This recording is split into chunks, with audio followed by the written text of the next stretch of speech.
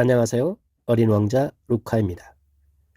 나나 프로젝트 IUM 실행을 위한 100일 미션 중 49일차 되는 날입니다. 지난 시간에는 인생기록사 이재관의 20대 시절 러브스토리 돌떡 사랑을 나누다 라는 주제로 말씀드렸습니다. 이번 시간에는 저의 30살 잘못된 만남으로 사랑의 미련을 버리다 라는 주제로 이야기를 이어가도록 하겠습니다. 2000년 1월 일산 바른자세 건강센터에서 컨디션 트레이너 이희성 대표님과의 일을 마무리하고 다시 서울로 일자리를 옮겼습니다. 그 당시 강남 논현동에 있는 건강식품 판매업체에서 효문화 확산 캠페인으로 효공이라는 탁월한 건강법을 보급하고 있었는데 어느 날 건강 세미나에서 효공이란 건강법을 접하고 누구나 바로 적용해서 효과를 볼 수 있다는 대중적인 운동법에 매료되어 그 회사를 방문하게 되었습니다. 그 회사에서는 효공도원이라는 별도의 단체를 만들어서 사범을 모집하고 있었고 봉사단도 운영하고 있었습니다. 그곳에서 몇 명의 젊은 청년들이 일기 사범단으로 선정되어 건강식품 판매회사의 회원들을 대상으로 건강 세미나를 진행하면서 효공 시범을 보여주곤 했습니다. 효공은 발가락의 기혈과 간단한 운동법을 활용하여 허리나 목, 어깨 통증 등을 바로 해결하고 그의 다른 질병까지도 치유해지는 탁월한 효과를 보였으며 무엇보다도 특별한 기술이 없어도 기본 요령만 알면 남녀노소 누구나 즉석에서 효과를 보는 운동법이었습니다.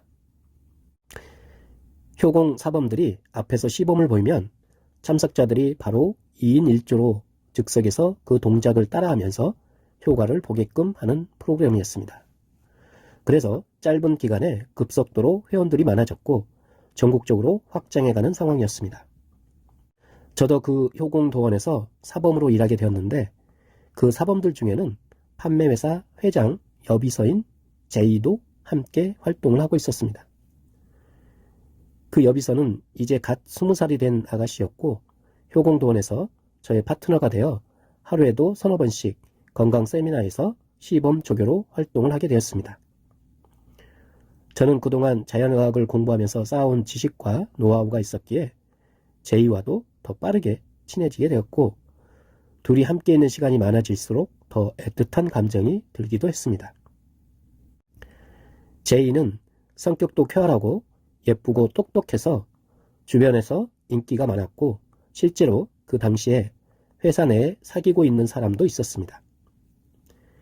제이는 아버지가 국제 변호사 출신으로 부유한 집에서 별다른 걱정 없이 살았는데 부모님이 이혼한 이후로 한때는 방황을 하며 강남 일대에서 오토바이 폭주족 리더를 했다고도 했습니다.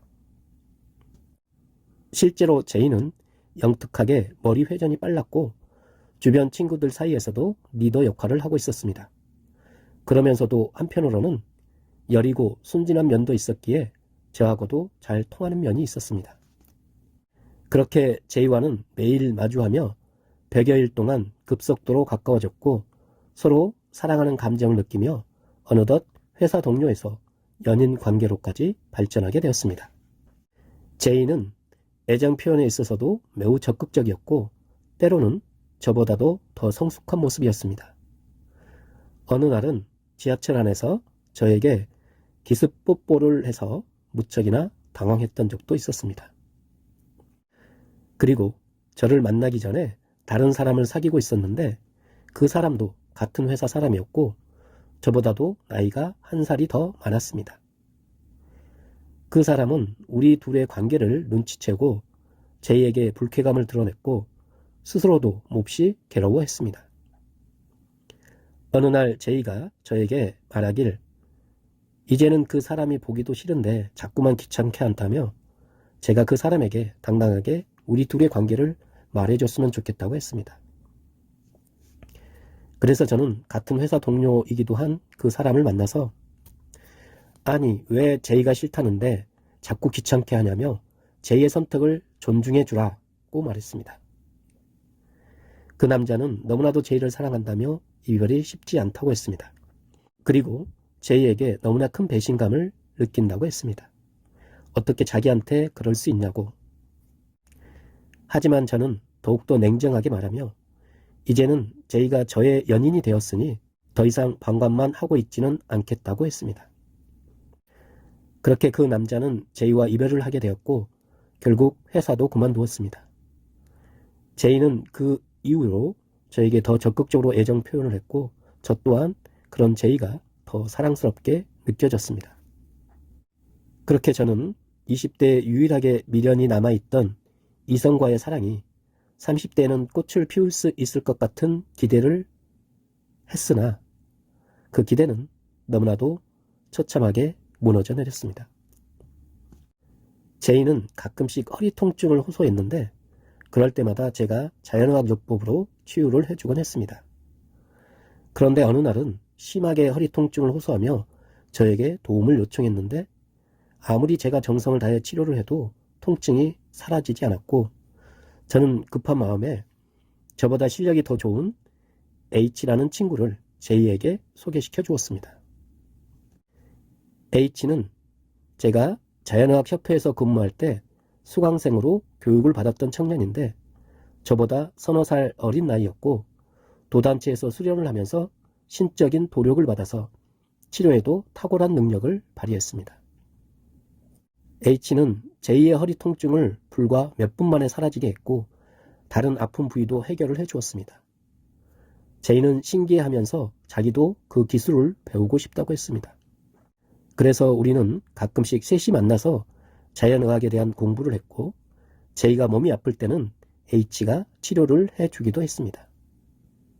그렇게 시간이 흐를수록 제이는 저보다 H를 더 자주 만나게 되었고 H도 왠지 저를 피하는 눈치였습니다. 뭔가 안 좋은 예감이 들었지만 그래도 제이와 H를 믿었기에 그냥 제이의 건강 회복이 우선이라고만 생각했습니다.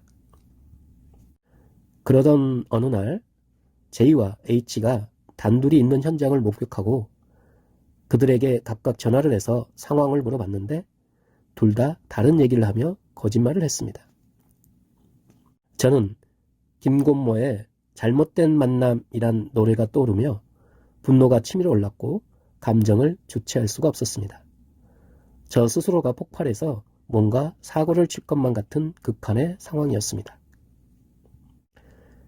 겨우 정신을 차리고 다음날 제이를 만났고 전날 H와 함께 있었던 걸 봤다는 말을 했습니다.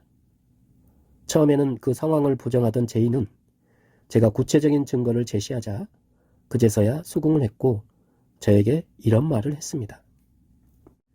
나는 H의 치유 능력이 대단하다고 생각한다. 그러한 능력이 있으면 많은 사람을 질병으로부터 구원할 수 있다. 당신은 그런 능력이 없지 않는가?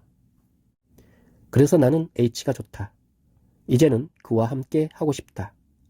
라고 말하며 당신이 예전에 내 남자친구에게 했던 말처럼 내가 이제는 H를 선택했으니 내게서 떠나가 줬으면 한다.